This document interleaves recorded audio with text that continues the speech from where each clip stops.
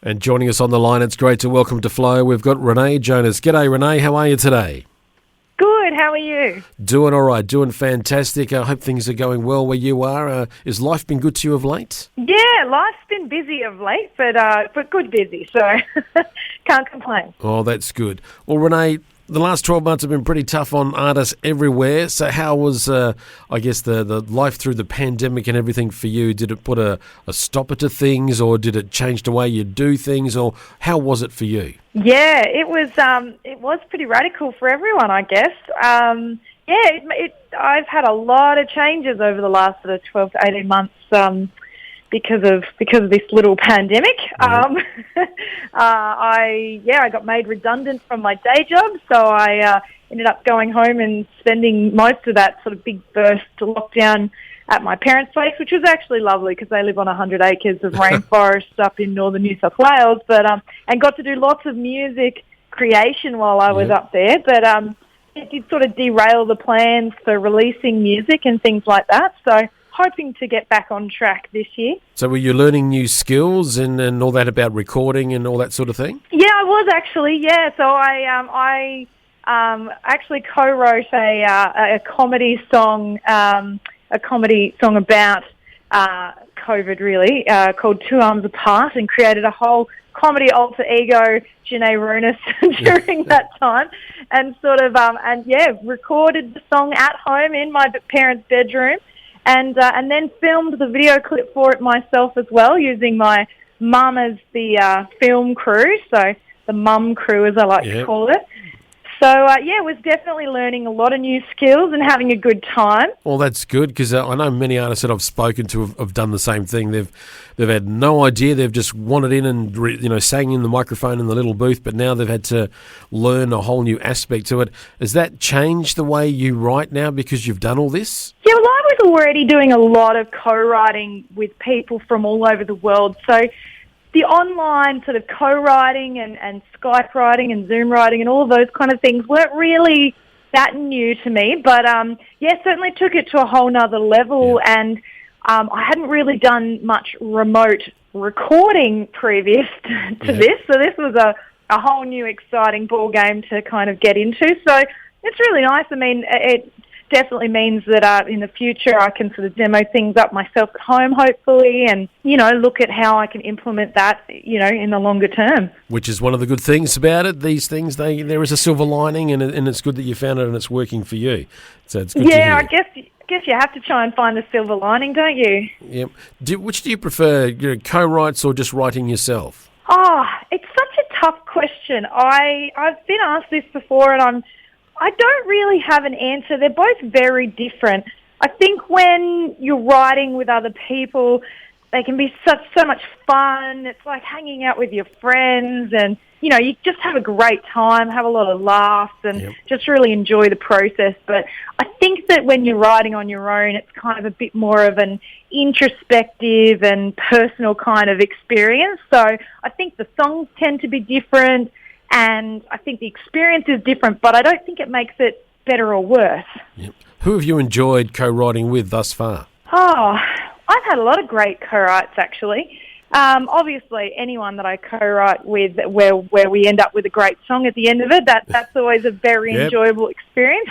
That's the plan. That is the plan. But I've been really lucky to write with some really great songwriters, both in Australia and overseas, and award-winning songwriters. When I was over in Nashville in 2019, I got to write with one of the songwriters that had written Dibs with Kelsey Ballerini, and another songwriter who had written a lot of Kenny Chesney hits. So, that was pretty exciting to sort of be sitting in the room with actual really big pro songwriters. But, I just have a great time writing songs with whoever. As long as the song's great and we have a great time doing it, then that's the main thing. Is there someone on your bucket list that you would love to have a co-write with? Ooh, there'd be a lot of people on my co-writing bucket list. Yeah, definitely.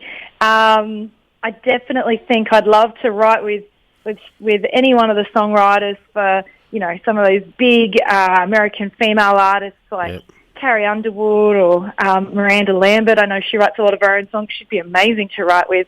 But locally, I mean, I'd love to write with Amber Lawrence or Roger Corbett, or, there's just so many amazing songwriters in Australia that I'd love to write with as well. Well, you're amongst them as well. You write some good songs, so... Yeah. Oh, thanks.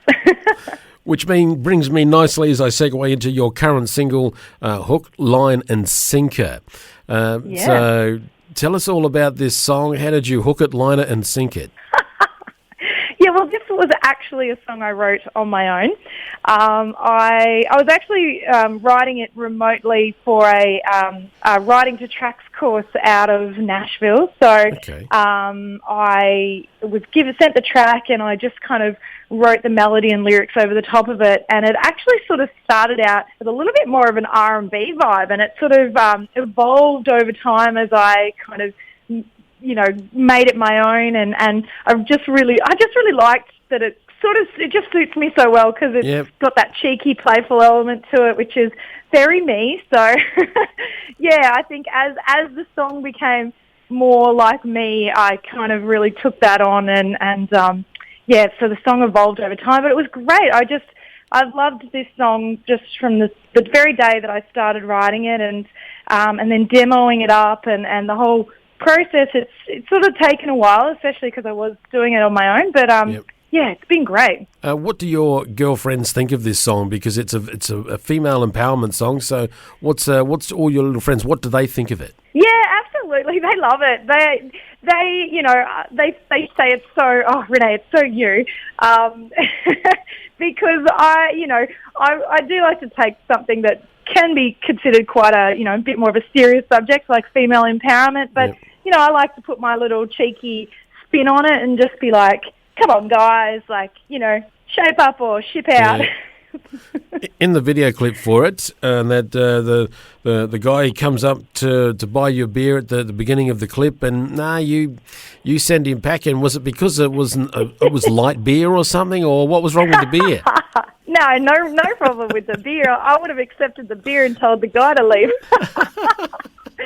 I just, I don't want some guy thinking that all he has to do is buy me one beer and I'm interested. He's going to show a bit more commitment. Show me that he's really interested in me. Well, which is exactly right. It's the way it should be. Absolutely.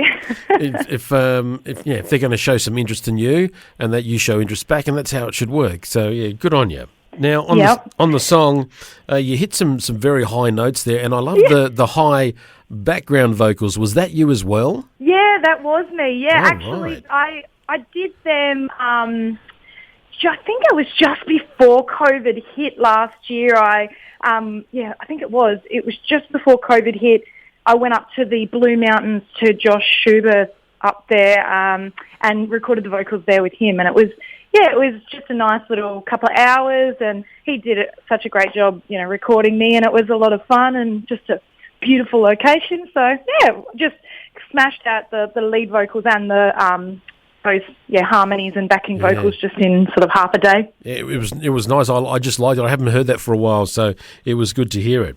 Thank you. Now going back to the clip, the little red sports car. Did you enjoy driving that around? Yeah, that was so much fun. It was a little bit scary when I first picked it up because I hired the car, and I was driving it from North Sydney out to Appin in peak hour traffic on a Friday afternoon, and it was so low. I've never been in a car that low before, so it was quite scary. But once I got the handle of it, it was fun. And in the video clip originally, the intention was that the guy would drive up in the car, and that in the end we'd drive away in the car together. But the car, it was a manual.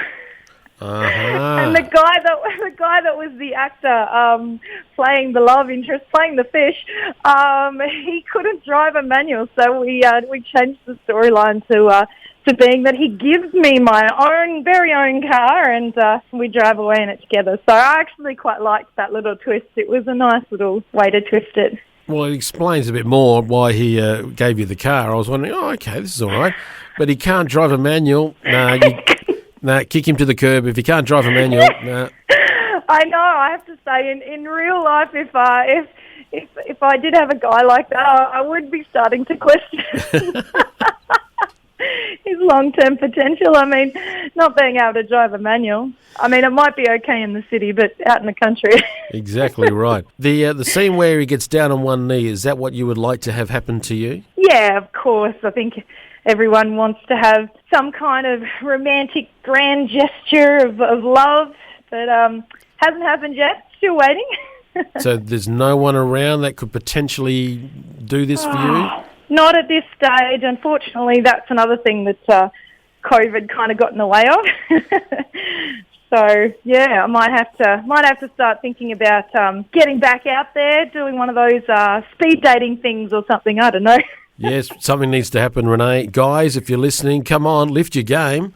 It's not that hard to drive a manual. She likes beer, so that's two things ticked off straight away. Come on. Absolutely, guys. Come on. You're a lovely girl. We must stress that as well. Renee, I love chatting to you. I love the cheekiness, the playfulness, the sassiness. I love the way you bring it to us and everything in this song. And I just love it. And I love the video clip as well. And I'm just looking at the car. Was it hard to give back? Yeah. Yeah, it was. I definitely wouldn't have said no if they'd have let me keep it. Yeah, the little. I'd have kept the car and ditched the guy. Let's put it that way. I was going to ask, but you said it for me.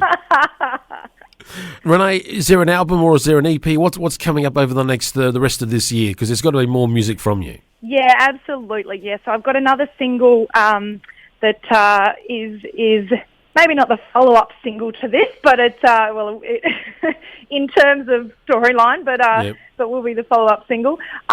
Is coming out in August, so just starting to kind of prepare for that now. So that's exciting. And then I always like to try and got a couple of cheeky little Christmas songs that I've released over the years, and people seem to like them. So thinking about maybe trying to see if I can sneak another one in before the end of the year.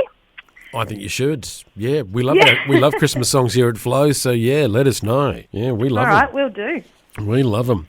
Renee, it has been fun chatting to you. Good luck with everything over the next few months. We look forward to, I dare say, having another conversation when your next single comes out around August, but we're loving the one that you've got right now. We've got it here all ready to go. Thank you so much for spending time with us on Flow today, and if you could please introduce your song for us. Thank you. I'm Renee Jonas, and this is my new single, Hook, Line and Sinker.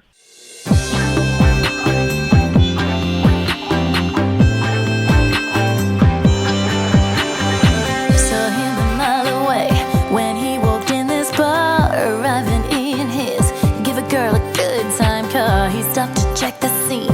He seemed to like the view. He came on over, said, "Girl, I like the way you move. I'd like to talk with you.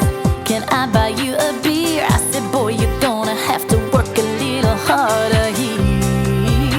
Don't know who you think I am, but you're mistaken if you think I'm gonna fall. Hook, line, and sinker, yeah.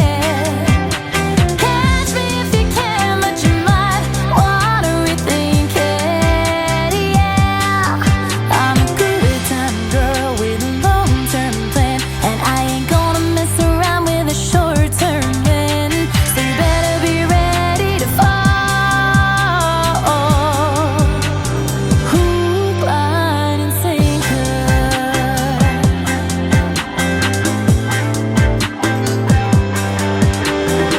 He swore he was for real.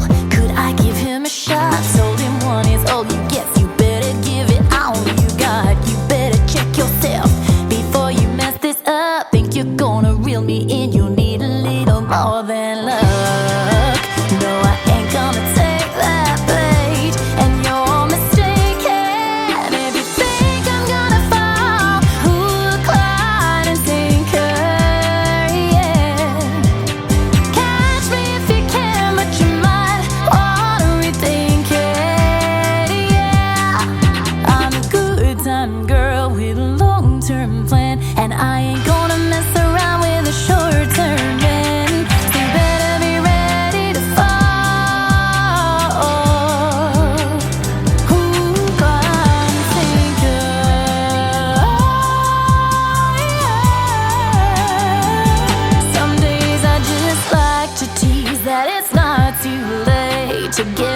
on back, 'cause there's still plenty, yeah, plenty more fish in the sea. Oh, so try to catch me if you can, but I'm not gonna make it easy. 'Cause I'm a good time girl with a long-term plan, and I ain't gonna mess around with a short-term man. So you better be ready to fall. Hook, line, and sinker.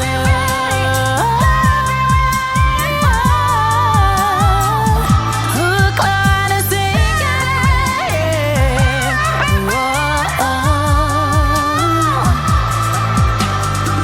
Saw him a mile away when he walked in this bar, arriving he and his gave this girl a good time card.